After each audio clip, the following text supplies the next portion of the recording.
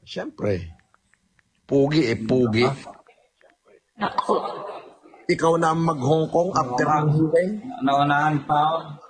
Ang babae marami. Marami ka pang makikitang mas maganda pa dyan sa jowa mo. Okay?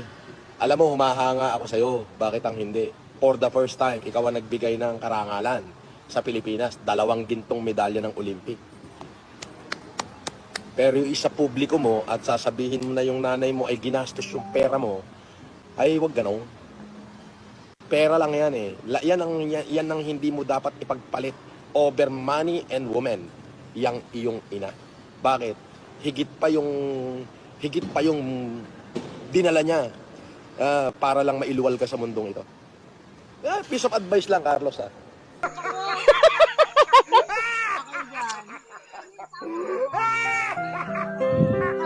Ayan si Nanang. Nadulas ka rin, ha?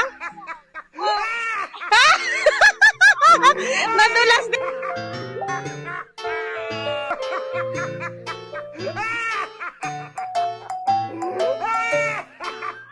Ayan si Nanang. Kaya ko. Buli yung itlog eh. Tingnan mo ako ng humputan ko. Nadulas din ako.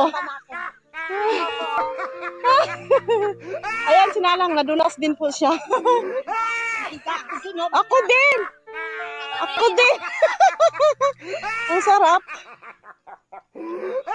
Ala, saan pupunta yun?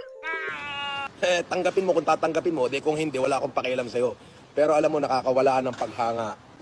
Lalo na sa isang iniidolo dapat ng Pilipino na katulad mo, na bayani, tapos ganyan ka sa nanay mo. Hindi maganda, Aloy. Hanggat maaga, mag-isip ka. Tandaan mo, sinabi ng kautosan ng Biblia, mahalin mo ang iyong ina. Nadulas din.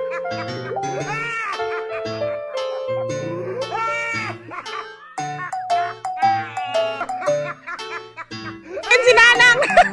Kaya ko.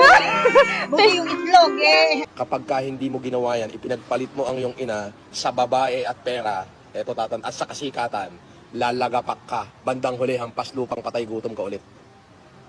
Mark that word, Kaloy.